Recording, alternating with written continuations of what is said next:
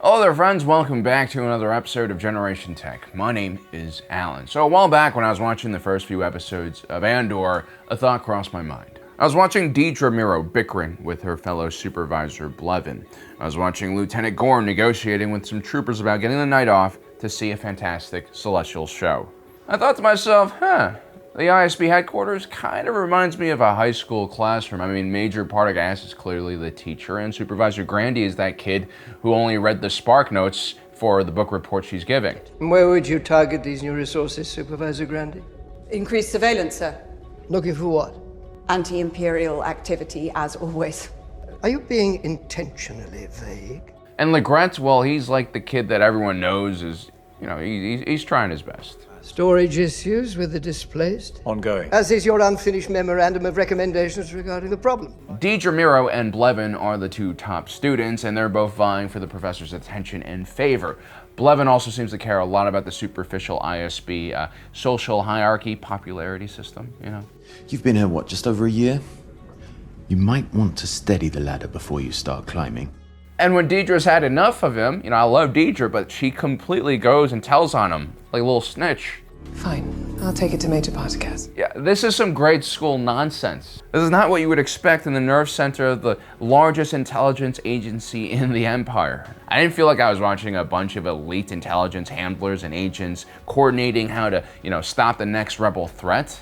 Instead, it felt like I was watching a bunch of children get scolded for their poorly assembled book reports. You didn't read the whole book, did you, Supervisor Grundy? No, sir. I got the same vibe from the Imperial Army troopers on Aldhani. The casual manner in which the NCOs and enlisted men interacted with each other and talked to the officers gave a sense that these men were completely relaxed. There was really no threat or nearby war zone for them to worry about.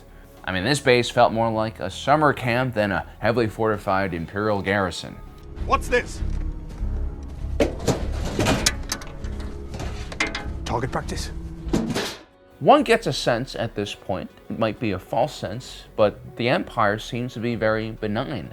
Especially when you consider the rapid escalation that will happen after the Aldhani raid succeeds. A mediocre director will wow audiences with cameos and explosions and other cheap tricks like that, but a really good director, a really talented showrunner, they'll reward audiences for simply paying close attention to what's going on in screen, because every element in the story is alive and moving and changing. And the Empire definitely is one of those elements in Andor. And if you watch them closely, you'll start to see how things unravel. The first few episodes of Andor are clearly designed to show us a very different, more banal version of the Empire. One that is still showing restraint, not because it's kind or decent, but because there are still some opposition powers left in the galaxy to challenge them. This includes public opinion and also individuals like Mon Mothma in the Senate. But before we begin, a quick word from our sponsor for today's video, ownersaber.com. Oh god, I love the smell of burning kyber in the morning. I also love the Black Friday deals that they'll have for you guys until November 30th. If you guys buy 2 of any of their lightsabers, you'll get $100 off automatically at checkout. And if you buy 3 of their lightsabers, you'll get $150 off of your entire purchase. And for those of you who just want one lightsaber, well, you can still use our promo code PORG, that's P-O-R-G, all capitalized, for 20% off at checkout. Ownersaber has a great range of dueling sabers that are great for sparring and heavy use, along with more premium and unique saber hilts and designs that are packed with all sorts of functions and beautiful to look at. Now, I personally enjoy rocking this first on. This is a replica of Obi-Wan Kenobi's first lightsaber. If you guys want more information about how you can get in on this deal, well, check out the description down below. And as usual, thank you for your patience. On to the rest of the video. And so, at least in this period of the Empire's history, it's still carefully tiptoeing the line here. It's not just blatantly going around and massacring people. It's doing stuff like, whisking away people into unmarked speeders quietly, censoring senators for speaking out against Palpatine. Nothing too heavy-handed, and Luthen Rael really understands this, okay? The Empire has been choking us so slowly, we're starting not to notice.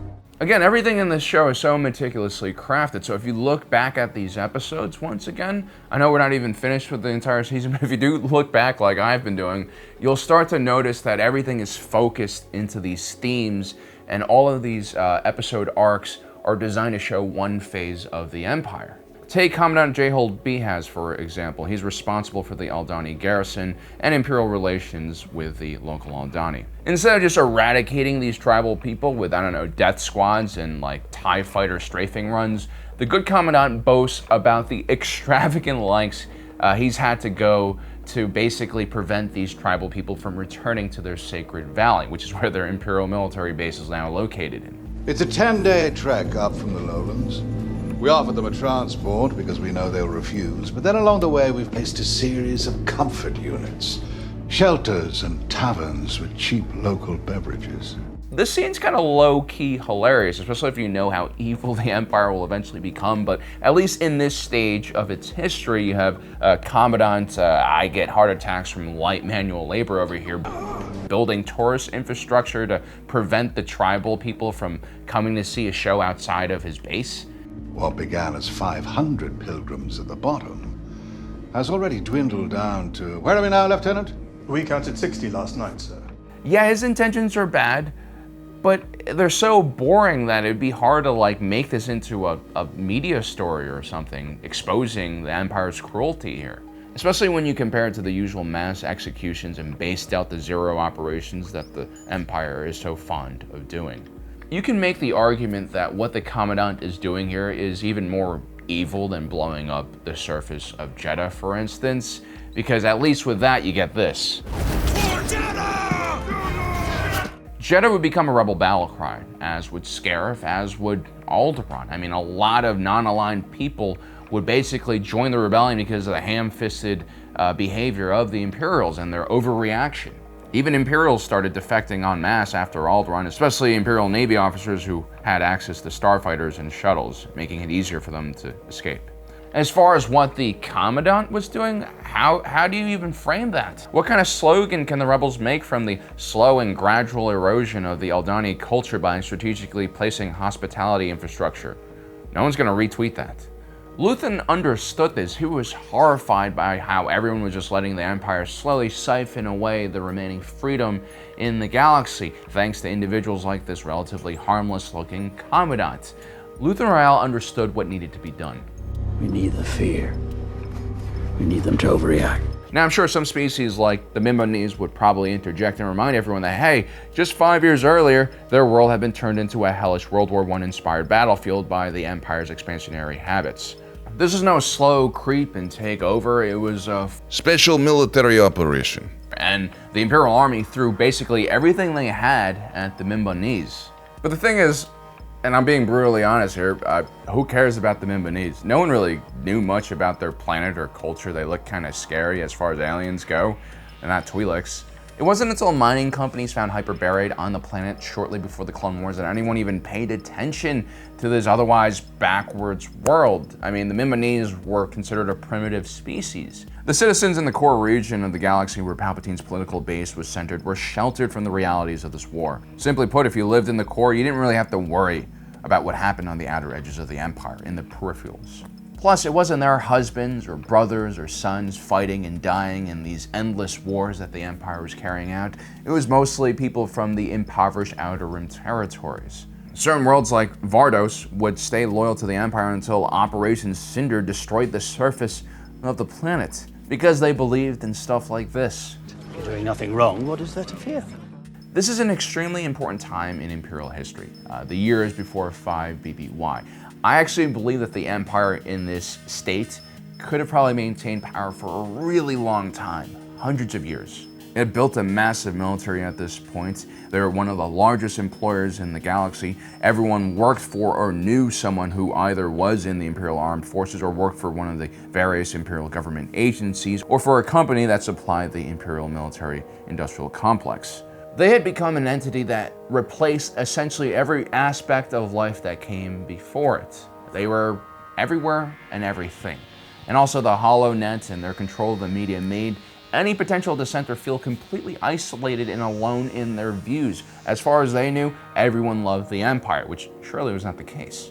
And then the actual people who were rebelling openly against the Empire were dudes like Saw Gerrera, who were hiding in a cave being all paranoid and stuff. The Empire was winning because it was doing just enough to keep the systems running so that dissent wouldn't overload the system, and at the same time, it didn't do enough to give the rebels a cause to rally around.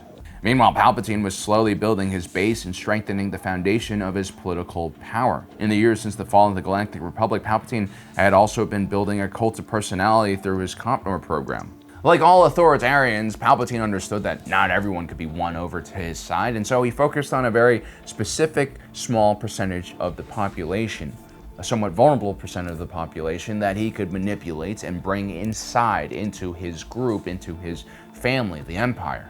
Imperials are given the best jobs, the best housing, the best pay in the galaxy. They're told that they're superior because they're humans. Meanwhile, everyone on the outside loses their economic and political power, something that Imperials are not really empathetic about because it's not happening to them. And Palpatine will naturally go after people with less empathy on purpose as he creates his legion of loyal acolytes. They'll be ignorant of the suffering of the masses. They'll see dissenters as weird because they're enjoying their lives. Why shouldn't they also be doing the same thing? And soon these Imperials will begin to blend their own identity with the one that the Emperor has created for them. And soon any attack on the Empire becomes an attack personally on them. In many authoritarian regimes, there's a lot of historical revisionism and censorship of its past actions and crimes so that the people won't actually see what's going on. But what's even scarier is when an authoritarian regime convinces its own people that its cruel, terrible actions are justified because they've so dehumanized the other, whoever they're fighting, whether it's rebels or another country, etc. And that is what the indoctrination of the Empire would ultimately do. It would turn anyone outside of the Empire into subhuman deviants, at which point even the most reprehensible and brutal tactics could be justified to be used against them. Now, eventually people who are smart enough and have enough courage will abandon ship and understand how evil the Empire is. What's interesting is take a look at the people who stay, the most desperate individuals who need the Empire to create their own identity, to justify their own existence. This is the new Empire. The Empire is our home, and we will do as the Emperor commands. Long live the Empire. These are the type of people that the Empire really wants within their inner circle. But then when the raid on Donnie occurs, well, that all comes crashing down. The Empire will no longer be able to cleverly hide its true nature. And now, over the next few episodes and on to the next season, we will continue to see the Empire evolve into its final product. First, it's PORD, the Public Order and Resentencing Directive. This will imprison millions of innocent people, many of whom will become radicalized. It will push otherwise neutral individuals to finally take a side in this galactic civil war. We as an audience will begin to see the Empire's efficiency be replaced by chaos, cruelty, and just madness. Instead of prison labor camps like Narkina 5, we'll just see straight up death camps, where instead of valuing the prisoners, as messed up as it is, for their labor, they'll just straight up kill everyone. We'll see Emperor Palpatine's Sith mentality begin to corrupt every part of the Imperial government and military. What good and rational Imperials are left within the ranks will be forced to make a very difficult decision. Still enough to smell them, right? Can you imagine this place with a couple of thousand of them? Yes. I can. Some will make that decision later than others. Look around you, man. Do you even recognize the Empire anymore? Please don't do this. The Empire's job is to save civilians from things like Operation Cinder. And as things continue to spiral out of control, we'll see Emperor Palpatine do the same thing that many dictators have done in the past and will do in the future, I'm sure, and that is he will take more personal control over the crackdown of the rebellion, and we'll start to see his chaotic Sith fingerprints all over the galaxy. The Sith mentality will become more pervasive amongst the military and security service culture. This will drive away the decent and proficient Imperials who are more focused on doing their job than playing this crazy Sith mind game that Emperor Palpatine loved playing with his subordinates. Competent individuals like Deidre Miro will find it more and more difficult to do her job as the Empire begins to set far too many fires for her to put out.